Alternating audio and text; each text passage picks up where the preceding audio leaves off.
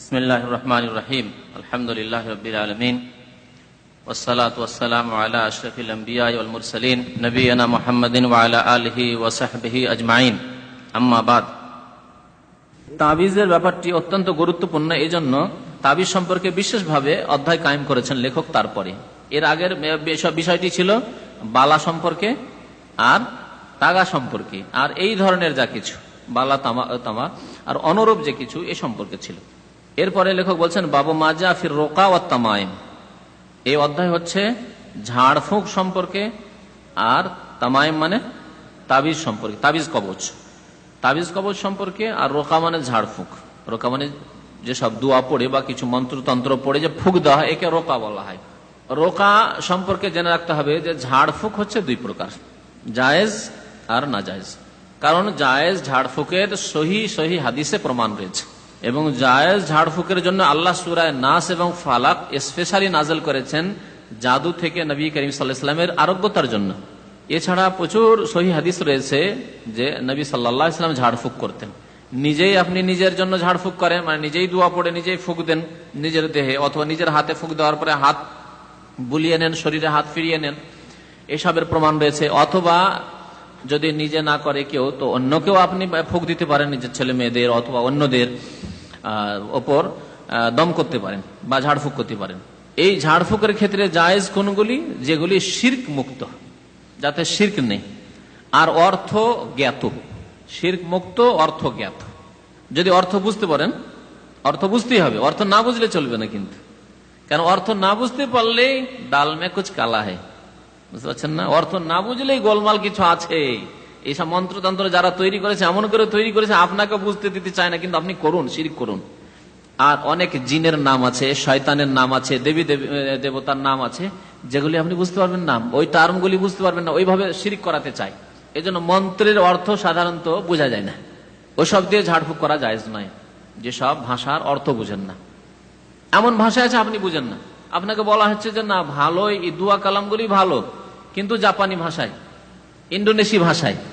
আপনি একজন বাঙালি মানুষ, আপনি সেই ভাষা বুঝেন না, না জায়েজ নাই। কারো কথা শুনে যে না কথাগুলি ভালোই আছে, তবে ইন্দোনেশি ভাষায়, না আপনার জন্য জায়েজ নেই, অর্থ বুঝেন না। সুতরাং ওই সব কথা বলে, ওই সব দোয়া বলে, মানে যে কোনো কিছু হোক না কেন, ওই সব শব্দ কালিমা বলে ঝাড়ফুঁক করা যাবে না। তাই ঝাড়ফুঁক করার জন্য দুটি শর্ত মনে রাখতে হবে। একটা হচ্ছে শিরক মুক্ত হইতে হবে, আর একটা হচ্ছে অর্থ জানতে হবে, যে কি অর্থ। অর্থ জেনে নিলে তারপরেই বুঝতে পারবেন যে শিরক মুক্ত, তাই না? অর্থ না জানলে শিরক মুক্ত জানতে পারছেন না।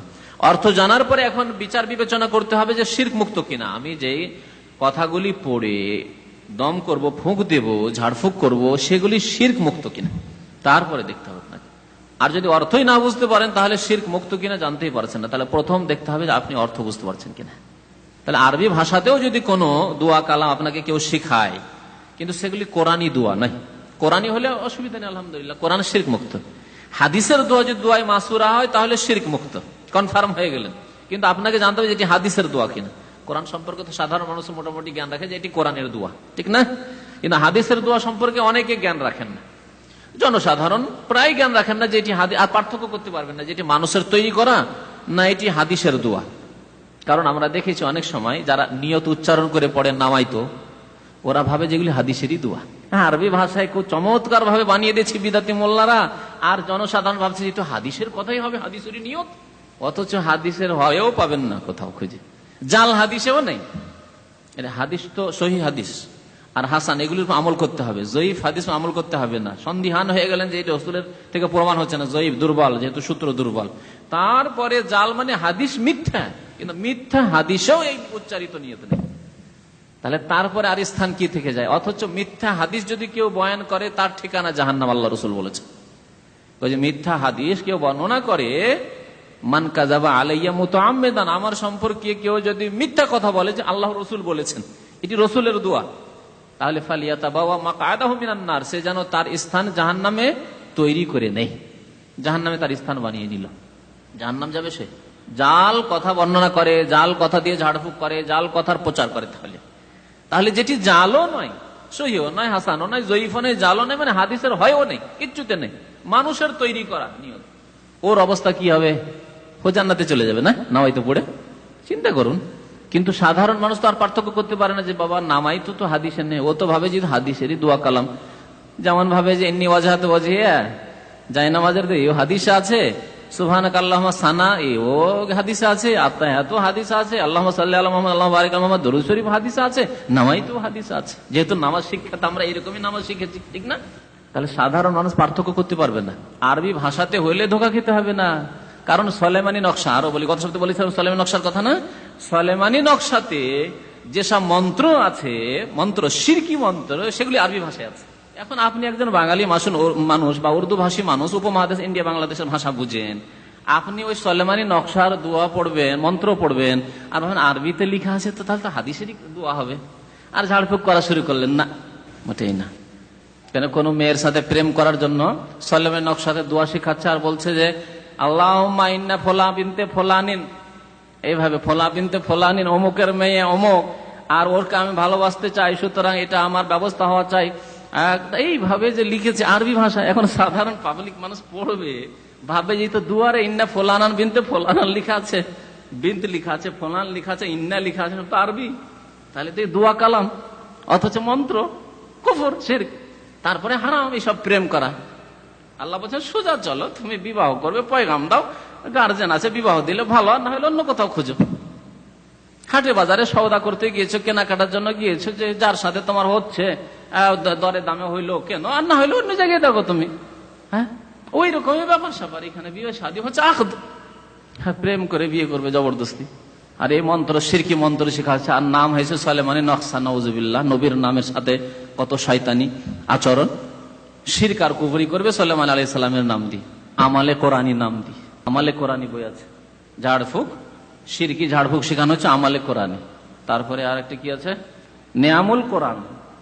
এই লেভেলগুলো সুন্দর হইতে হবে, লেভেল সুন্দর না হলে তার মানুষ নেবে না তো। নেয়ামুল কোরআন, আমালে কোরআনী, রাহে নাজাত, এসব বই ঝাড়ফুঁকের। তো কি বলছিলাম, ঝাড়ফুঁক, ঝাড়ফুঁক করার ক্ষেত্রে আপনাকে অর্থ বুঝতে হবে। তাহলে আরবি ভাষাতে লেখা আছে কোন মন্ত্র, মন্ত্র এই জন্য বলছে, দোয়া এই জন্য বলছেন যে দোয়া বললে মানুষ ভাবে যে হয়তো আল্লাহ এবং রসুলের শেখানো, সেজন্য মন্ত্র বলছি, মানে যা দিয়ে ঝাড়ফুঁক করবেন। তো সেই মন্ত্রটি আরবি ভাষা তো শিরক হতে পারে। আরবি ভাষাতে ফেরেশতার কাছে ফরিয়াদ করা হয়েছে, জিনের কাছে চাওয়া হয়েছে, বা ওই দেবী দেবতার কাছে, লাতুজ্জা মানাতের কাছে চাওয়া হয়েছে, তা হইতে পারে। আর বেশিরভাগ জিনের কাছে ফরিয়াদ করা হয়। যতগুলি ঝাড়ফুঁকের মন্ত্র আছে, ওই জিন্নাতের কাছে, শয়তানের কাছে মদত চাওয়া হয়। আর শয়তানের কাছে মদত চাইলে শয়তান মদত করে, দুনিয়াতে কিছু ফায়দা হয়ে যেতে পারে। এই জন্য অনেক সময় দেখা যায় যে শিরকি কুফরি ঝাড়ফুঁক করলো, মন্ত্র পড়ে ফায়দাও হয়ে গেল, কারণ যে জিনকে ডাকছেন সে জিন খুশি হয়ে আপনার সাহায্য করবে। এখন একজন মানুষ যখন খ্রিস্টান হয়ে যাচ্ছে, খ্রিস্টান মিশনগুলি তার সাহায্য করছে, খ্রিস্টান মিশন সাহায্য করছে। কাদিয়ানি হয়ে যাচ্ছে, কাদিয়ানিরা সাহায্য করছে। তাহলে মানুষ দুনিয়াতে দেখতে পাচ্ছেন যে আপনি বাতিলকে গ্রহণ করলে সাহায্য হচ্ছে আপনার। তাহলে যখন জিনের কাছে ফরিয়াদ করবেন, শিরক করবেন, তো জিন সাহায্য করবে না? ওই রকমই সাহায্য হয়ে থাকে। তো ঝাড়ফুঁকের ক্ষেত্রে আপনাকে প্রথম অর্থ জানতে হবে। আপনি যখন ঝাড়ফুঁক করছেন অর্থ জানতে হবে, আরবিতে থাকলে অর্থ জানতে হবে, অন্য কোনো ভাষায় থাকলেও অর্থ জানতে হবে। এখানে আরেকটি কথা তাহলে আমরা জানতে পারলাম যে ঝাড়ফুঁকের জন্য জরুরি নয় যে আরবি ভাষাতে ওই দুয়াটি বা মন্ত্রটি হইতে হবে। আরবি ভাষায় নয়, হয়তো বাংলা ভাষায়, আল্লাহ তুমি আমার ছেলেটিকে আরোগ্য দান করো, আল্লাহ তুমি এই ছেলেটিকে আরোগ্য দান করো, আল্লাহ তুমি এই ছেলেটিকে আরোগ্য দান করো, ঠক দিলেন। জায়েজ হবে কিনা? যেটা আল্লাহর কাছে চাইছেন আপনি। কোথায় আছে যে আপনাকে আরবি শিক্ষা ফরজ, আপনি আরবি জানেন না, বা আপনার এলাকায় গ্রামে কেউ আরবি জানে না, আর একটু ঝাড়ফুঁক করবেন সেই জন্য আপনি আর ঝাড়ফুঁক করতে পারছেন না? না, করেন, জায়েজ। কিন্তু যদি আরবি ভাষাতেও হয় আর শিরিক থাকে, ও চলবে না। আবু জাহাল আবু লাহাব আরবি ভাষাতেই শিরিক করতো, হ্যাঁ করতো না? আবু জাহাল আবু লাহাব মক্কার কুরাইশরা, আরবের আর কাফেররা আরবি ভাষাতে শিরক কুফরি করেছে। তো কথা হচ্ছে যে ঝাড়ফুঁক করলে আপনাকে অর্থ জানতে হবে সেই ভাষার, আর অর্থ জানার পরে তখন আপনাকে বিবেচনা করতে হবে যে এই অর্থ ঠিক আছে কিনা। শিরক তো নেই, অন্যের ওসিলা দোহাই তো দেওয়া হয়নি, অন্যের মাধ্যমে তো চাওয়া হয়নি কিছু। এগুলি দেখার পরে তখন আপনাকে ঝাড়ফুঁক করতে হবে। তাবিজ সম্পর্কে যেহেতু দর্শেই চলে আসবে সবকিছু, সুতরাং আরবি ভূমিকাতে বেশি কিছু বলছি না। তাবিজ করা সঠিক মাসলা হচ্ছে যে তাবিজ শিরক, ছোট শিরক অথবা বড় শিরক। যদি শিরক থাকে তার মধ্যে, তাহলে বড় শিরক। ধরেন শিরকি কথাই লেখা আছে, দেবী দেবতার নাম আছে, অথবা জিনের নাম আছে, ফেরেশতার নাম লেখা আছে, ইয়া আলী, ইয়া হুসেন, ইয়া জিলানি, ইয়া চিশতি, হ্যাঁ এসব লেখা আছে, দিয়ে তাবিজ করা আছে, তাহলে বড় শিরক। আর এসব যদি না থাকে, দোয়া কালাম দিয়ে তাবিজ করলেন, ভালো কথা দিয়ে তাবিজ করলেন, অর্থ মানে বোধগম্য, আর অর্থে কোনো শিরক নেই, তারপরে তাবিজ ঝুলালেন আপনি, তাহলে এটি ছোট শিরকের অন্তর্ভুক্ত। এটি হচ্ছে সহি মাসলা। বাকি এই ক্ষেত্রে, এই দ্বিতীয় ক্ষেত্রে যে যদি দোয়া থাকে, শিরক না থাকে, দোয়া কালাম দিয়ে তাবিজ করা হয়, তাহলে কিছু কিছু লোকেরা জায়েজ বলেছেন, কিন্তু এর দলিলগুলি সবগুলি দুর্বল, কোনো সহি দলিল নেই, কোনো সহি দলিল নেই। নবী করিম সাল্লাল্লাহু আলাইহি ওয়াসাল্লাম, সাহাবায়ে কেরামরা তারা এইসব করতেন না, যদিও সেই যুগ থেকে অল্প কিছু ইখতিলাফ দেখা গেছে, যেমন লেখক তা স্পষ্ট করেছেন। এমনকি আমাদের দেশে যারা তাবিজ তাবিজ করে, তারা যেহেতু হানাফি মাযহাবের সাথে জড়িত, তাদের জন্য এখানে দৃষ্টান্তমূলক কিছু আলোচনা শেষ দিকে আছে, যে ইমাম আবু হানিফার ওস্তাদের ওস্তাদ ইব্রাহিম নাখাই, ইমাম আবু হানিফার ওস্তাদের ওস্তাদ, ইমাম আবু হানিফার শিক্ষক ছিলেন হাম্মাদ বিন আবি সুলাইমান, আর তার ওস্তাদ ইব্রাহিম নাখাই। ইব্রাহিম নাখির ওস্তাদ আলকামা আসওয়াদ, আর আলকামা আসওয়াদের ওস্তাদ হচ্ছেন আব্দুল্লাহ বিন মাসউদ সাহাবী রাদিয়াল্লাহু তাআলা আনহু, যিনি কুফা হিজরত করে চলে গেছিলেন, ইরাকে হিজরত করে গিয়েছিলেন নবী সাল্লাল্লাহু আলাইহি ওয়াসাল্লামের সাহাবী। তাহলে আব্দুল্লাহ বিন মাসউদ থেকে আলকামা আসওয়াদ এই মাসলা জেনেছেন। আব্দুল্লাহ বিন মাসউদ কার কাছ থেকে জেনেছেন? রাসূলুল্লাহ সাল্লাল্লাহু আলাইহি ওয়াসাল্লাম, হ্যাঁ সাহাবী। রাসূলুল্লাহ সাল্লাল্লাহু আলাইহি ওয়াসাল্লামের কাছে আব্দুল্লাহ বিন মাসউদ এই মাসলা জানলেন, আর আব্দুল্লাহ বিন মাসউদের কাছে জানলেন তার প্রসিদ্ধ সাহাবী। অনেক ছাত্র ছিলেন, কিন্তু কয়েকজনের নাম মানে আর কি মানে শীর্ষস্থানীয় তারা তার সঙ্গী বা ছাত্র আলকামা আসওয়াদ। এই আলকামা আসওয়াদ এদের মানে শীর্ষস্থানীয় ছাত্র হচ্ছেন ইব্রাহিম নাখি রাহমাতুল্লাহ আলাইহি। ইব্রাহিম নাখির ছাত্র হাম্মাদ, আর হাম্মাদের ছাত্র ইমাম আবু হানিফা। অনেক ছাত্রের মধ্যে ইমাম আবু হানিফা ছাত্র, প্রসিদ্ধ ছাত্র। তো ইমাম আবু হানিফার দোহাই দিয়ে যে মাযহাব আমাদের দেশে ভাইরা মানেন, তারাই কিন্তু এই তাবিজ কবজ করে থাকেন। সুতরাং লেখক শেষখানে বলেছেন যে ইব্রাহিম নাখি বলতেন যে সমস্ত রকমের তাবিজ তারা অপছন্দ করতেন, অর্থাৎ হারাম মনে করতেন, নাজায়েজ মনে করতেন। কারাহাত শব্দটি আরবি ভাষায় যখনই ব্যবহার হবে এমনি সাধারণভাবে, তখন কারাহাতের তাহরিম উদ্দেশ্য হয়। হানাফি ফিকার কিতাবে এই কথাটি স্পষ্ট রয়েছে, অর্থাৎ কারাহাত মাকরুহ শুনে অনেকে ধোকা খায় যে মাকরুহ মানে তাহলে চলতে পারে, আর বরং যারা সিগারেট খাওয়া লোক, তামাক খাওয়া লোক, ওরা তো মনে করে মাকরুহ মানে খাওয়ার জিনিস। মাকরুহ মানে কি? খাওয়ার জিনিস। যারা সিগারেট খায় তারাকে যদি বলে না সিগারেট খাওয়া তো হারাম, জর্দা খাওয়া, জর্দা খাওয়া তো হারাম, কে বললো হারাম? তাহলে কি বলছে? মাকরুহ। তো মাকরুহ তো খাচ্ছ কেন? মানে খাওয়ার জিনিস। তাহলে মাকরুহ মানে খাওয়ার জিনিস, ঠিক কিনা? মাকরুহ মানে খাওয়ার জিনিস, অথচ মাকরুহ মানে অপছন্দনীয়। শাব্দিক অর্থ কি? অপছন্দনীয়, ঘৃণিত। তাহলে যখন ঘৃণিত, অপছন্দনীয়, কার নিকট ঘৃণিত? আল্লাহ এবং রসুলের নিকট ঘৃণিত। তাই আল্লাহ এবং রসুলের নিকটে যদি ঘৃণিত হয়, শরীয়তের দিক যদি ঘৃণিত হয়, তাহলে সেটি খাওয়ার জিনিস, পান করার জিনিস কখনো না।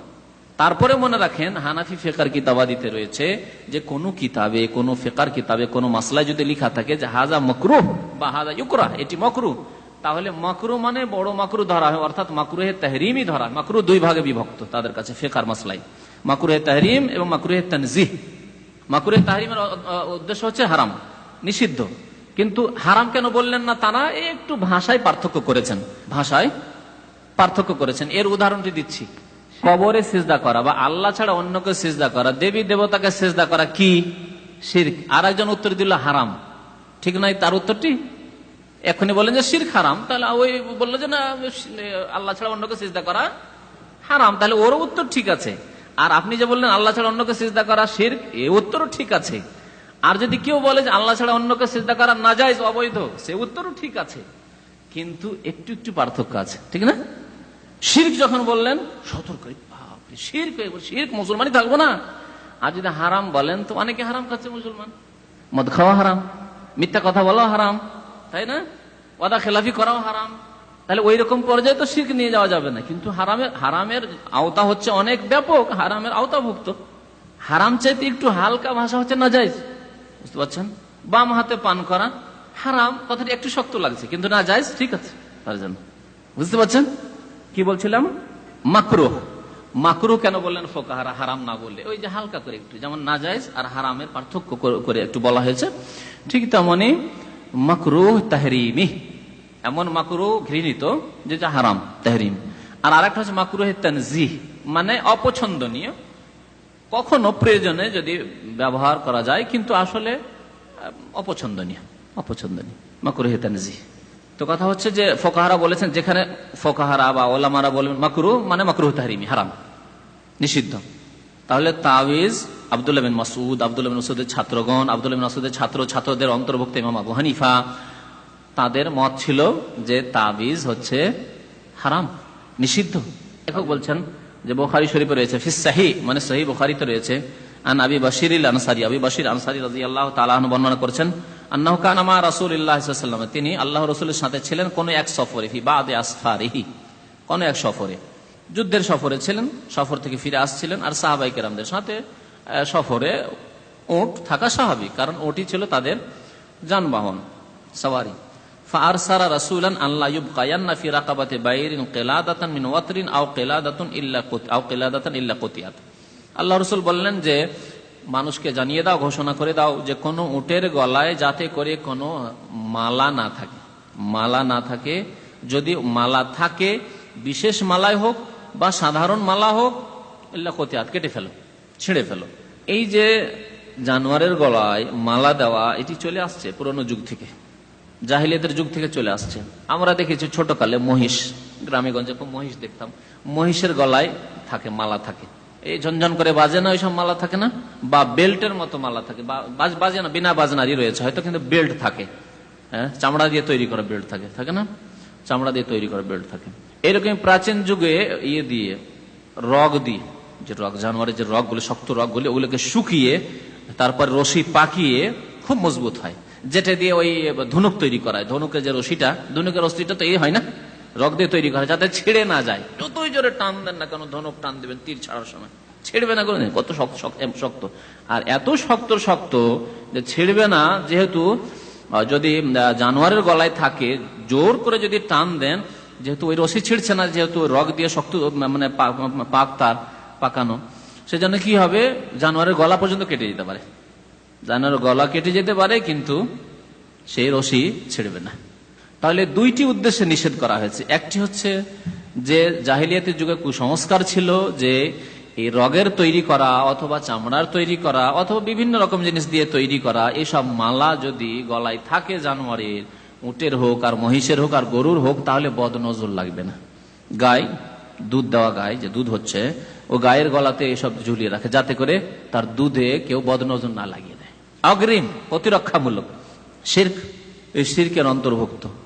এই একটি দিক হচ্ছে শিরকের দিক, যে কুসংস্কার ছিল জাহিলিয়াতের যুগ থেকে, যার কারণে নিষেধ করেছেন নবী করিম সাল্লাল্লাহু আলাইহি ওয়াসাল্লাম, এবং ছেড়ে ফেলতে বলেছেন কোনো জানোয়ারের গলায়, কোনো উটের গলায় যদি কোনো মালা থাকে তাহলে। আর একটি দিক হচ্ছে যে ওই জানোয়ার আহত হইতে পারে, জানোয়ারের গলা কেটে যেতে পারে। জোর করে টান দিতে গেলেন একটা জানোয়ারকে, আর জানোয়ারটা আসতে চাইছেন, আপনি তাড়াতাড়ি করে টান দিচ্ছেন, গলা কেটে যেতে পারে।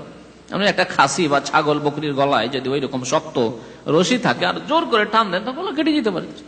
তো নবী করিম সাল্লাল্লাহু আলাইহি ওয়াসাল্লাম এই দুইটি দিককে লক্ষ্য করে নিষেধ করেছেন। কি বলছেন, ফারসালা রাসূলান, আল্লাহ রাসূল রাসূল প্রেরণ করলেন। কেমন কথা, রাসূল প্রেরণ করলেন, কে এর ব্যাখ্যা করতে পারে? দূত পাঠালেন। রাসূল, আরবিতে রাসূল বলা হয় যে কোনো দূতকে, রাসূল বলা হয় কাসেদ বা দূতকে। যেই ব্যক্তি কোনো মেসেজ নিয়ে, সংবাদ নিয়ে কোথাও যায়, তাকে বলা হয় রাসূল। আল্লাহ রাসূল সাল্লাল্লাহু আলাইহি ওয়াসাল্লাম, তিনি রাসূল। কার রাসূল? আল্লাহর রাসূল, মানে আল্লাহর দূত। আল্লাহ তিনি মেসেজ নিয়ে পাঠিয়েছেন মানুষ জাতির কাছে, যাও তাদেরকে সত্য বিধান পৌঁছে দাও, কি করণীয় কি বর্জনীয়, কিভাবে ইবাদত করতে হবে আর কোন কাজগুলি করতে হবে না। এ হচ্ছে আল্লাহর রাসূল। আল্লাহর পক্ষ থেকে তিনি রাসূল। আর রাসূলের পক্ষ থেকে রাসূল মানে রাসূল রাসূলুল্লাহ সাল্লাল্লাহু আলাইহি ওয়াসাল্লাম, আল্লাহ রাসূল সাল্লাল্লাহু আলাইহি ওয়াসাল্লাম কোন এক ব্যক্তিকে পাঠালেন যে যাও লোকজনকে জানিয়ে দাও। আল্লাহ রাসূলের পক্ষ থেকে তিনি দূত, সংবাদ বাহক। তো আল্লাহ রাসূল এক দূতকে পাঠালেন কি ঘোষণা করার জন্য? আল্লাহ ইউবকায়ান্না ফি রাকাবাতে বাইর, কোন উট, বাইর মানে উট, জামাল মানে উট, বাইর মানে উট, নাকাতুন মানে উট, উষ্ট্রি। উটের অনেক আরবি রয়েছে, এরকম ঘোড়ারও অনেক আরবি আছে, কয়েক শত আরবি রয়েছে ঘোড়ার। উটের পরে ঘোড়া ব্যবহার করতো আরবরা। ফি রাকাবাতে বাইর, উটের গলায়, রাকাবা গলায় যাতে করে, কেলাদা মানে হার, মালা, কোনো হার কোনো মালা না। মিন ওয়াতার, ওয়াতার বলা হয় যে আপনার ধনুকের যে রশিটি থাকে ওকে ওয়াতার বলা হয়। আও কেলাদা, অথবা যখন ধনুকের রশি পুরনো হয়ে যেত, ধনুকের রশিটা যখন পুরনো, নতুন নতুন তো ধনুকেই রাখতো, কিন্তু তারা তো ওই তীর ধনুক ব্যবহার করতো। যখন ওই ধনুকের রশি পুরানো হয়ে যেত, তখন ধনুক থেকে খুলে নিয়ে উটের গলায় পরিয়ে দিত। আর ভাবতো যে এই ধনুকের রশি যদি উটের গলায় লাগানো থাকে তাহলে বিপদ মুক্ত থাকবে, বদনজর লাগবে না, বিপদ আপদ থেকে মুক্ত থাকবে। এই জন্য বিশেষভাবে আল্লাহ রসুল বলছেন কেলাদা তুমিন ওয়াতার, ধনুকের রশি, আও কেলাদা অথবা যে কোনো রকমের হার মালা যদি থাকে তো যা না রাখা হয় ইল্লা কতিয়াত, কি করা হয় তা ছিঁড়ে ফেলে দেওয়া হয় বা কেটে দেওয়া হয়, তা মানে কেটে দেওয়া। তাহলে এই ধরনের জিনিসও রাখা যাবে না। আর তারপরে বলছেন ইবনে মাসউদ রাদিয়াল্লাহু তাআলা আনহু হাদিস, ওয়ান ইবনে মাসউদ রাদিয়াল্লাহু আনহু قال سمعت رسول الله صلى الله عليه وسلم, আব্দুল্লাহ ইবনে মাসউদ যিনি কুফা হিজরত করেছিলেন আর তার ইলম পৌঁছেছে ইমাম আবু হানিফা রাহমাতুল্লাহ আলাইহির কাছে। সুতরাং আমরা যারা নিজেরা হানাফি দাবি করি তাদেরকে সতর্ক হওয়া উচিত এই তাবিজ থেকে। রাসূলুল্লাহ সাল্লাল্লাহু আলাইহি ওয়াসাল্লাম থেকে শুনেছি, বলছেন কি আল্লাহ রাসূল ইরশাদ করেছেন, ইন্নার রোকা, নিশ্চয় ঝাড়ফুঁক করা, ওয়া তামাইম, তাবিজ কবচ, ওয়া তেওয়ালা, এবং ভালোবাসা সৃষ্টি, প্রেম সৃষ্টির জন্য কোনো পন্থা অবলম্বন, শিরকুন, এগুলি শিরকের অন্তর্ভুক্ত। রাওয়াহু আহমদ, হাদিস মুসনাদ আহমদে রয়েছে, আবু দাউদে রয়েছে। এই হাদিসের ব্যাখ্যা পরে আসছে, এজন্য শব্দের অর্থ বলে দিলাম, ব্যাখ্যাগুলি চলে আসবে। আব্দুল্লাহ বিন ওকাইম লিখেছেন, আসলে ওকাইম হবে এটি। আব্দুল্লাহ বিন ওকাইম রাদিয়াল্লাহু তাআলা আনহু মারফু, অর্থাৎ আল্লাহ রাসূল থেকে বর্ণনা করেছেন, নবী সাল্লাল্লাহু আলাইহি ওয়াসাল্লাম বলেছেন, মান তাআল্লাকা শাইআন, কেউ যদি কোনো কিছু ঝুলায়, ওকেলা এলে, তাহলে তারই সুপুর্দ করে দেওয়া হয়, তার কোনো সাহায্য করা হয় না। তিরমিজির হাদিস, তিরমিজি না আর কি, মুসনাদ আহমদ এবং তিরমিজি। লেখক বলছেন তামাইম কাকে বলে? তামাইম তামিমাতুনের বহুবচন, শাইউন ইউআল্লাকু আলাল আওলাদ আনিল আইন। তামাইম তাবিজ কবজ যা ছেলে মেয়েদের শরীরে ঝুলানো হয়, গলায় হোক আর হাতে হোক, কোমরে হোক, যেখানে পায়ে হোক, যে কোনো জায়গায় হোক না কেন, ছেলে মেয়েদের সন্তান সন্ততির শরীরে ঝুলানো হয়। আনিল আইন মানে বদনজর থেকে রক্ষার উদ্দেশ্যে, রক্ষার উদ্দেশ্যে। আইন মানে বদনজর, আইন মানে নজর হয়, আর এই ক্ষেত্রে আইন মানে বদনজর, কারো আইন লেগে যাওয়া, চোখ লেগে যাওয়া। লাকিন এজা কানাল মুআল্লাক মিনাল কোরআন, ব্যাখ্যাটি ভালো করে শুনুন। বলছেন কিন্তু যদি যা কিছু ঝুলানো হয়েছে অর্থাৎ তাবিজ, তা যদি কোরআন থেকে হয়, কোরআনের আয়াত, সূরা নাস, ফালাক, বা কোনো আয়াত, কোরআনের কোনো দোয়া, রব্বানা যালামনা আনফুসানা, লা ইলাহা ইল্লা আনতা সুবহানাকা ইন্নী কুনতু মিনাজ জালিমিন, আয়াতুল কুরসি ইত্যাদি, এই যদি হয় তাহলে এই ক্ষেত্রে ইখতিলাফ রয়েছে, একটু মতভেদ রয়েছে। ফাররাখাসা ফিহি বাযুস সালাফ, সালাফগণের কেউ কেউ, বাদ তার মানে অধিকাংশ সালাফগণ জায়েজ করেননি, কিছু, বাদ মানে কিছু, কিছু কিছু সালাফগণ একে এর ক্ষেত্রে ছাড় দিয়েছেন, রুখসাত মানে ছাড় দিয়েছেন। ওয়াবাদুহুম লাম ইউরাখিস ফিহি, আর কেউ কেউ এই ক্ষেত্রে কোন রকমের ছাড় দেননি, বলছেন না নিষেধ, কোরআন থেকে হলেও নিষিদ্ধ। ওয়ায়াজআলুহু মিনাল মানহি আনহু, এবং কোরআনের দোয়া থেকে হলেও, হাদিসের দোয়া থেকে হলেও তা নিষিদ্ধর অন্তর্ভুক্ত, মানহি আনহু, হ্যাঁ, নিষিদ্ধ জিনিসের অন্তর্ভুক্ত। অর্থাৎ কোরআন দিয়েও তাবিজ করা যাবে না, হাদিসের দোয়া দিয়েও তাবিজ করা যাবে না। এদের অন্তর্ভুক্ত যারা নিষিদ্ধ বলে আখ্যায়িত করেছেন এই রকমের তাবিজকে, কোরআনী বা হাদিসে দোয়া দিয়ে তাবিজ করাকে, মিনহুম ইবনে মাসউদ, এদের অন্তর্ভুক্ত হচ্ছেন আব্দুল্লাহ বিন মাসউদ রাদিয়াল্লাহু তাআলা আনহু। এখানে একটি কথা আবার পুনরাবৃত্তি করি, গত সপ্তাহে বলেছি যে কোরআন দিয়েও যদি তাবিজ করা হয় তো নিষিদ্ধ। এর তিনটি কারণ গত সপ্তাহে উল্লেখ করেছি, আজকে আপনাদের বলতে হবে। কোরআন এবং হাদিসের দোয়া দিয়ে তাবিজ করার একটি ক্ষতিকর দিক হচ্ছে যে কোরআন হাদিসের, আল্লাহ এবং রসুলের কালামের বেহুরমতি, অবমাননা। অমুসলিম করলে চেঁচামেচি, আর মুসলিমরা অবমাননা দিন করতে আছে, অবমাননা। আর এটি হচ্ছে কাবিরা গুনাহ। বরং বলা হয়েছে কোরআনের আর হাদিসের দুয়ার, আল্লাহ এবং রসুলের কালামের বেহুরমতি হচ্ছে কুফরি, কুফরি না? যদি কোরআনটাকে নিয়ে ফেলে দিল তাহলে কাফের হবে না? সে কাফের হবে।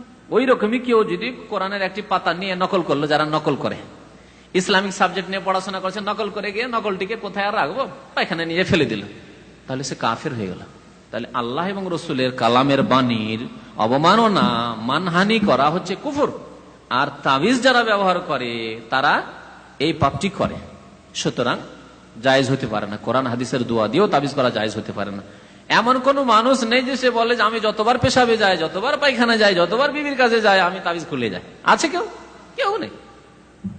মহিলারা আমাদের দেশে ম্যাক্সিমাম তাবিজ ব্যবহার করে, প্রত্যেক মাসে 5 দিন 7 দিন 10 দিন ধরে ওই নাপাক থাকবে, খুলে রাখে? কখনো না।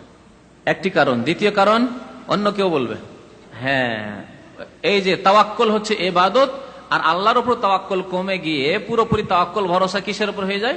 তাবিজের উপর। জি, যেমন একটু আগে বলছিলাম যে শরীর বন্ধ করা আছে, বাড়ি বন্ধ করা আছে, চিন্তা নেই, নাকে তেল দিয়ে ঘুমাচ্ছে, কি জন্য? চোর ডাকাত হোক, আশেপাশে চুরি হবে, আমার বাড়িতে চুরি হইতেই পারে না, হতেই পারে না আমার বাড়িতে চুরি, কারণ বাড়ি বন্ধ করা আছে। বুঝতে পারছেন তাওয়াক্কুল কিরকম গায়রুল্লাহর উপর? তাহলে তাবিজ যার শরীরে থাকে, রাত্রে অন্ধকারে যাচ্ছে, কোনো কিছু ক্ষতি করতে পারবে না, কারণ তাবিজ আছে। তো তাবিজ আছে, জিন শয়তান ক্ষতি করতে পারবে না। তাহলে তাওয়াক্কুল কোথায়? আল্লাহ ছাড়া অন্যের উপর, তাবিজের উপর। দুইটি কারণে হারাম। তৃতীয় নম্বর কারণ, হ্যাঁ জায়েজ, যদি কিছু লোকেরা জায়েজ বলেছে, জায়েজের দোহাই পেড়ে না জায়েজের পথকে উন্মুক্ত করা, যেই ক্ষেত্রে সর্বসম্মতিক্রমে ইত্তেফাক রয়েছে যে না জায়েজ। ব্যাখ্যা কি এই কথাটির? যে যারা বলে যে আমরা কোরআনী দোয়া দিয়ে তাবিজ করছি, হাদিসের দোয়া দিয়ে তাবিজ করছি, তারা তাতে সীমিত রাখে না। তারা এই দোহাই পেড়ে ইয়া মোহাম্মদ, ইয়া আলী, ইয়া ফাতেমা, ইয়া হোসেন, ইয়া জিলানি, ইয়া চিশতি, বরং হিন্দুদের দেবী দেবতার নাম, কত জিন শয়তানের নাম দিয়ে তাবিজ করে তারা। আর গত সপ্তাহে একটি তাবিজ মনে হয় এখানে দেখিয়েছে না, মঙ্গলবারে দেখেছি, দেখেছে না, যাতে 5 পঞ্চাতনের নাম লেখা আছে, 5টি পবিত্র দেহ, মোহাম্মদ, আলী, ফাতেমা, হাসান, হোসেন। বলেন তাহলে কোরআনের দুয়ার দোহাই পেড়ে এই শিরকি তাবিজ চলছে বাজারে। তাহলে যেই ক্ষেত্রে ইখতিলাফ একটু আছে, মানে একটু মানে তিলের মতো সুযোগ, ওকে তাল করে দিয়ে রাস্তা পুরো খুলে দিয়ে এখন শিরক কুফরি সমস্ত রকমের তাবিজ বাজারে চলতে আছে, বড় তেজারতে পরিণত হয়েছে। এই 3টি কারণে তাবিজ কোরআনের আয়াত দিয়েও বা হাদিসের দোয়া দিয়েও জায়েজ নয়। জি, লেখক বলছেন ওয়ার রোকা, রোকা মানে ঝাড়ফুঁক। ঝাড়ফুঁকের অপর নাম আরবি ভাষায় হে আল্লাতি তোসাম্মাল আজাইম, একে আরবি ভাষায় আজাইম বলে। এই ঝাড়ফুঁক জায়েজ না না জায়েজ, 2 প্রকার, তাই না? তাই লেখক বলছেন ওয়া খাসসা মিনহু দালিল মা খালা মিনাশ শিরক, দলিল দ্বারা খাস করা হয়েছে ওইসব ঝাড়ফুঁককে জায়েজ হিসাবে যা শিরক থেকে মুক্ত, শিরক থেকে খালি, খালা মানে খালি, শিরক থেকে মুক্ত, শিরক নেই এমন কথা দিয়ে, এমন বাক্য দিয়ে, এমন দোয়া দিয়ে ঝাড়ফুঁক করা যাবে। কারণ সহি সহি হাদিসে ফাকাদ রাখাসা ফিহি রাসূলুল্লাহ সাল্লাল্লাহু আলাইহি ওয়াসাল্লাম মিনাল আইনি ওয়াল হুমা, কারণ বিশেষভাবে নবী করিম সাল্লাল্লাহু আলাইহি ওয়াসাল্লাম ঝাড়ফুঁকের অনুমতি দিয়েছেন বদনজরের ক্ষেত্রে আর বিষ দূর করার ক্ষেত্রে, বিষ দূর করার ক্ষেত্রে। এর আগে হয়তো হাদিসটি পড়া হয়েছে মনে হয় না, ওই যে 70,000 লোক বিনা হিসাবে জান্নাতে যাবে, হাদিসটি পড়া হয়েছে না? ওখানে আছে না লা রুকিয়াতা ইল্লা মিন আইনিন আও হুমাতিন, হাদিসটি মনে রাখবেন, লা রুকিয়া ইল্লা মিন আইনিন আও হুমাতিন, ঝাড়ফুঁক নেই কি ছাড়া? আইন বদনজর ছাড়া, আর হমা বিষ ছাড়া, বিষ দূর করা ছাড়া। মানে উপকারী, ওখানে ব্যাখ্যাটি বলেছিলাম, এর মানে এই নয় যে অন্য তৃতীয় কোনো ক্ষেত্রে ঝাড়ফুঁক করা যাবে না, এমনটা নয়। এর অর্থ হচ্ছে যে সবচাইতে উপকারী ঝাড়ফুঁক হচ্ছে বদনজরের ক্ষেত্র আর বিষের ক্ষেত্র। কারণ বদনজর আর বিষের ক্ষেত্রে নবী সাল্লাল্লাহু আলাইহি ওয়াসাল্লামের জামানায় ওই রকম চিকিৎসা, জড়িবটির ব্যবস্থা হয়নি। আজকাল হয়তো দংশনের ক্ষেত্রে সাপের বিষ দূর করার ক্ষেত্রে বা বিছুর বিষ দূর করার ক্ষেত্রে চিকিৎসা মেডিসিনের ব্যবস্থা কিছু, তখন ওইরকম ব্যবস্থা ছিল না, যার ফলে নবী সাল্লাল্লাহু আলাইহি ওয়াসাল্লাম বলে। আর বদনজরের ক্ষেত্রে আজ পর্যন্ত হয়তো মেডিসিনের ব্যবস্থা হয়নি, কিন্তু বদনজরের ক্ষেত্রে ঝাড়ফুঁক অত্যন্ত উপকারী। এই জন্য নবী সাল্লাল্লাহু আলাইহি ওয়াসাল্লাম বলেছেন যে অত্যন্ত ফলপ্রসূ ঝাড়ফুঁক হচ্ছে কি? বদনজর দূর করার ক্ষেত্রে আর বিষ দূর করার ক্ষেত্রে। বাকি অন্য ক্ষেত্রেও চলবে। নবী সাল্লাল্লাহু আলাইহি ওয়াসাল্লামের অনেক হাদিস রয়েছে এরকমই, সূরা ফাতিহা দিয়ে বিষ দূর করার ক্ষেত্রে। বুখারী শরীফে হাদিস রয়েছে যে সাহাবায়ে কেরামরা সফর আসছিলেন, আর এক বংশের এক নেতাকে, সর্দারকে সাপে দংশন করেছিল বা বিচ্যুত দংশন করেছিল। তার আগে সূরা ফাতিহা পড়ে পড়ে ফোঁক দিলেন আর তার বিষ নেমে গেল। কিন্তু আমাদের দেশে যারা ওঝা, সাপের ওঝা বড় শয়তান, কিন্তু মনে রাখবেন এরা করে কি জানেন? যদি জানতে পারে যে কাউকে বিষ লেগেছে, মানে সাপে দংশন করেছে, শুনতে পেলে সমস্যা, ওদেরকে জানতে দিতে হবে না। যদি আপনি সূরা ফাতিহা দিয়ে, কোরআন দিয়ে যদি ঝাড়ফুঁক করতে চান, এই শয়তানদেরকে জানাতে হবে না। জানতে পারলে সমস্যা আছে, জানলে ওরা ওখান থেকে কি করবে, তাদের তদবির করে দিবে যে যাতে করে আর আমাদেরকে না ডেকে কেউ বিষ নামাতে না পারে। এই শয়তানিগুলো তারা করে, যেহেতু তারা গায়রুল্লাহর মদদ চায়, দেবী দেবতার মদদ ছাড়া তাদের ওই ওঝাদের ঝাড়ফুঁক হয় না বিষ নামার ক্ষেত্রে। এই অন্যায়গুলি তারা করে, মানুষ মরে যাক, এরা এত নিষ্ঠুর, কাফের মুশরিক নিষ্ঠুর, যে মানুষ মরে যাক সে বিষ লেগে, কিন্তু তারা না, তাকে না ডাকলে বিষ নামতে দেবে না। তো ঝাড়ফুঁক থেকে যাতে শিরক নেই, ঝাড়ফুঁক করা শিরক আল্লাহ রাসূল বলেছেন, কিন্তু যেসব দোয়ায় বা যেসব কথায় শিরক নেই সেসব দিয়ে ঝাড়ফুঁক করা যাবে, কারণ রাসূলুল্লাহ সাল্লাল্লাহু আলাইহি ওয়াসাল্লাম এই ক্ষেত্রে অনুমতি দিয়েছেন। তেওয়ালা সাইয়ুন, তেওয়ালা কাকে বলে? সাইয়ুন ইয়াসনাউনাহু, লোকেরা করত, জাহিলিয়াতের যুগ থেকে করে আসতো। কি? ইয়াজউমুনা, তাদের ধারণা ছিল, আন্নাহু ইউহাব্বিবুল মারআ ইলা যাওজিহা ওয়ার রাজুল ইলা ইমরাতি, বিশেষ করে স্বামী স্ত্রীর ক্ষেত্রে প্রেম প্রীতি বাড়াবার জন্য এই তন্ত্র মন্ত্রগুলি করতো তারা পুরনো যুগ থেকে। আর আজকাল দুষ্ট প্রকৃতির লোকেরা এই স্বামী স্ত্রীর ক্ষেত্রে ছাড়াও করে, আর স্বামী স্ত্রীর ক্ষেত্রে করলেও শিরক, জায়েজ নাই। আমাদের দেশে স্বামী স্ত্রীর ক্ষেত্রে এগুলো যে কত হয়, যদি শোনে স্বামীর কাছে যে বিয়ে করবো আর একটা বিয়ে করবো, তখন দিল একেবারে ওই রকমই জাদু করে স্বামীকে, বা গাছ খাওয়িয়ে দিল, খুব গাছ খাওয়া। একটি ঘটনা তো আমার জানা আছে যে গাছ খাওয়িয়ে স্বামীকে মেরেই দিয়েছে, মারা গেছে কিছুদিন পরে খুব তাড়াতাড়ি এমন বিষাক্ত গাছ দিয়েছে, গাছের শিকড় দিয়েছিল, যাতে ওর স্বামী মারাই গেল। কি জন্য দিয়েছিল? এই জন্য দিয়েছিল যে ওর স্বামীর মন ফিরেতে হবে, বিয়ে করবো করেছে। অথবা এইরকম বিভিন্ন কারণ হতে পারে, স্বামী বেশি মারধর করছে, জ্বালা যন্ত্রণা করছে, তখন দিল তাকে একবারে কোন কবিরাজের কাছে গিয়ে জাদু করে দিল, সেহের। তো এতে ওয়ালা হচ্ছে শিরক। এই ক্ষেত্রে এই পার্থক্য নেই যে জায়েজ ক্ষেত্রে মানে স্বামী স্ত্রীর ভালোবাসা বাড়াবার জন্য চলবে আর অন্য ক্ষেত্রে চলবে না। না, স্বামী স্ত্রীর ভালোবাসা বাড়ানোর তরিকা, ইসলামিক তরিকা হচ্ছে যে একে অন্যের হক সুন্দরভাবে আদায় করবে, আর তারপরে আল্লাহ যদি ভালোবাসা তাদের মধ্যে দিয়ে দেয় তো আলহামদুলিল্লাহ। আর যদি ভালোবাসা সম্প্রীতি না হয় তাহলে তালাকের পথ রয়েছে। স্বামীর যেমন যেমন অধিকার রয়েছে তালাক দেওয়ার, তেমন স্ত্রীর অধিকার রয়েছে খোলা নিয়ে নেওয়ার, যে ভাই তোমার কাছে থাকা সম্ভব নয় আমার পক্ষে, যেহেতু তুমি জালেম, তুমি বেনামাজি, তুমি নিষ্ঠুর, তুমি হক আদায় করো না, সুতরাং তোমার থেকে আমি বিচ্ছিন্ন হতে চাই। এই ক্ষেত্রে খোলার অধিকার রয়েছে মহিলার। ইমাম আহমদ রহমতুল্লাহ আলাই রুয়াইফা থেকে বর্ণনা করেছেন যে কাল আলী রাসূলুল্লাহ সাল্লাল্লাহু আলাইহি, আল্লাহ রাসূল আমাকে বলেছেন একটি হাদিস, ইয়া রুয়াইফা, হে রুয়াইফা, একজন সাহাবীর নাম, লাআল্লাল হায়াতা তাতুলু বিকা, আশা করি তোমার বয়স দীর্ঘ হবে, তোমাকে আল্লাহ দীর্ঘ সময় দেবেন, হায়াত, তোমাকে হায়াতে দারাজ দান করবেন। ফাআখবিরিন নাস, যদি দীর্ঘদিন তুমি বেঁচে থাকো তাহলে লোকদেরকে জানিয়ে দেবে, আন্না মান আকাদা লাহিয়াতাহু, যে ব্যক্তি দাড়িতে গিরা লাগালো, দাড়িতে গিরা কারা লাগায় দেখেছেন? শিখে রাখে, দেখেননি? শিখরা দাড়িকে পাক দিয়ে দিয়ে দিয়ে দিয়ে দাড়িকে বেঁধে রাখে। তো যারা দাড়িতে গিরে লাগায়, আও তাকাল্লাদা ওয়াতারান, অথবা এইরকমই যদি শিখেরা করছে, কোনো মুসলমান করে দাড়িকে সুন্দর করে রাখার জন্য, সাজিয়ে রাখার জন্য এই দাড়িকে পাক দিয়ে দিয়ে দিয়ে দিয়ে গিরে লাগিয়ে রাখলো, বেঁধে রাখলো। আও তাকাল্লাদা ওয়াতারান, অথবা হার পরালো ওয়াতারের, অর্থাৎ ওই ধনুকের রশির হার পরালো। ধনুকের রশি বিশেষভাবে বলা এই জন্য হয়েছে, আগে কিন্তু আম হাদিসও গিয়েছে, কারণ এই কাজটি করতো সেই যুগের লোকেরা, সেই জন্য। কিন্তু এমনিও যদি যে কোনো হার মালা পরায় বা পরে আর ভাবে যে এতে আমি বিপদ মুক্ত থাকবো বা আরোগ্যতা হাসিল হবে, তাহলে নবী সাল্লাল্লাহু আলাইহি ওয়াসাল্লাম কি বলছেন? আও ইস্তানজা, তিনটি কথা বলেছেন। একটি হচ্ছে দাড়িতে যারা গিরা লাগালো, দ্বিতীয় হচ্ছে যারা মালা পরলো, কিসের জন্য? মুক্তির জন্য, বিপদ মুক্ত থাকার জন্য। আও ইস্তানজা বিরাজিয়ে দাব্বাতিন আও আজমিন, অথবা ইস্তিনজা করলো, অর্থাৎ পায়খানা পেশাব পরিষ্কার করলো, শৌচ কার্য সম্পাদন করলো, পেশাব করার পরে পায়খানা করার পরে, যেটা ইস্তিনজা বলে আরবি ভাষা। ইস্তিনজা মানে পায়খানা পেশাব পরিষ্কার করা। কি দ্বারা? বেরাজিয়ে দাব্বাতিন, জানোয়ারের গোবর দিয়ে, গরু, উট, ঘোড়া ইত্যাদির কি দিয়ে? গোবর দিয়ে। আও আজমিন, অথবা হাড্ডি দিয়ে। তাহলে হাড্ডি দিয়েও নিষেধ, আর গোবর দিয়েও ইস্তিনজা করা নিষেধ, পায়খানা পেশাব পরিষ্কার করা নিষেধ।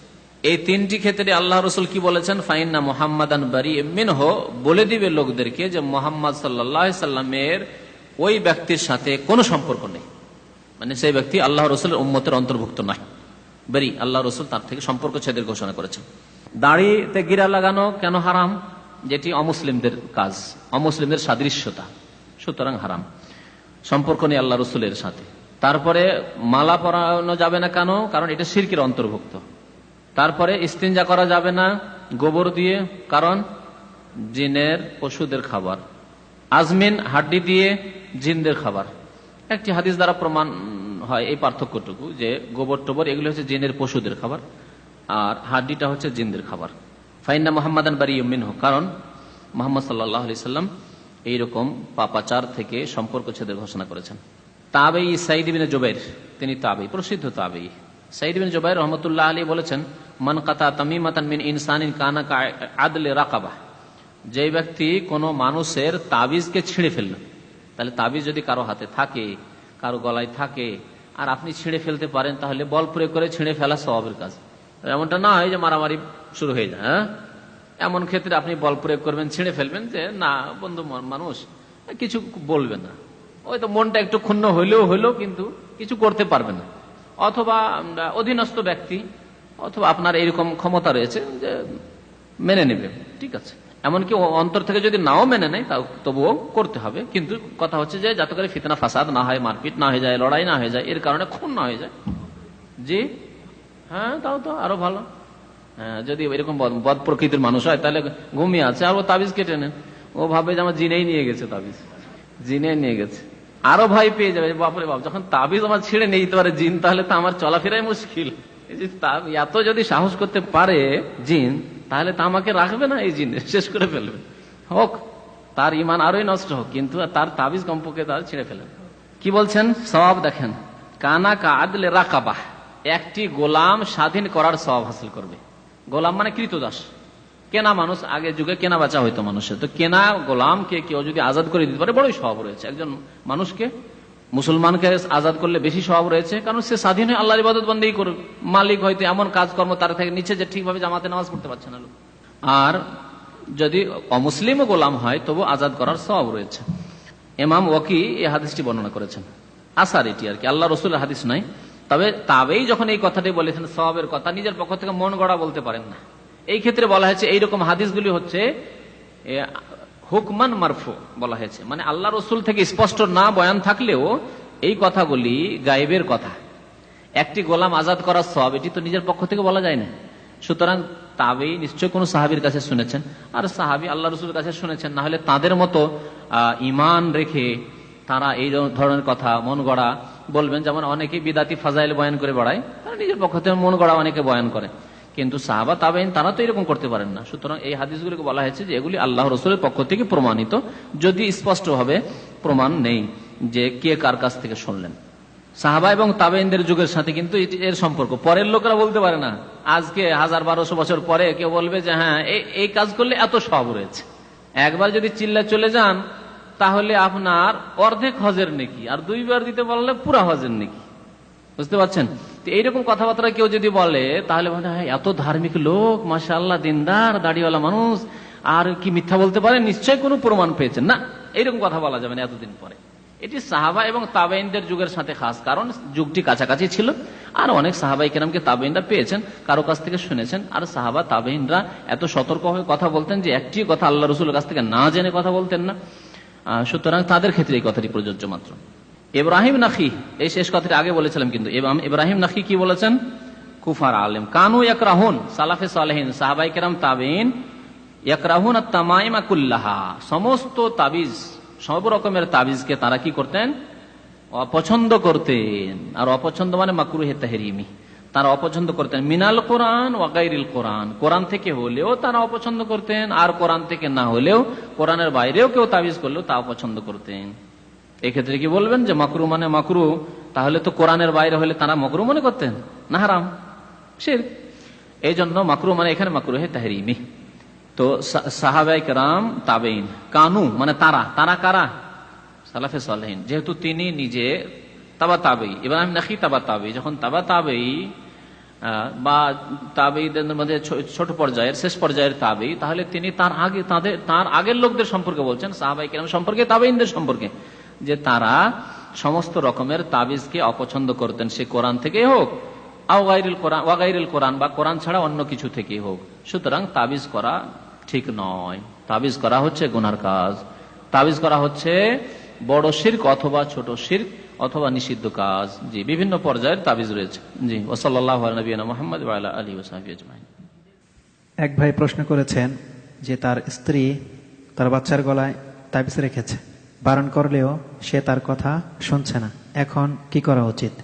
শোনাতে হবে, নসিহত করা উচিত। নম্বর 1, যদি নসিহত করে না হয় তাহলে রাগ করা উচিত। বুঝতে পারছেন?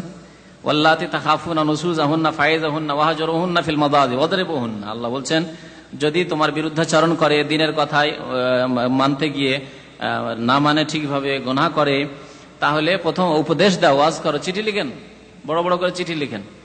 হ্যাঁ, তারপরে না শুনলে যান না, ছুটি যাবেন, বলছেন যা 4 বছর আসবো না, ছুটি একটা দেন, এইরকম একটা হ্যাঁ চিঠি লিখে দেন যে 4 বছর পর আসবো, থাকো তুমি। তাবিজ না, যেদিন শুনবো যে তাবিজ নেমেছে বাচ্চার গলা থেকে, সেই দিন আমি ছুটির প্রস্তুতি নেব, তার আগে ছুটি না।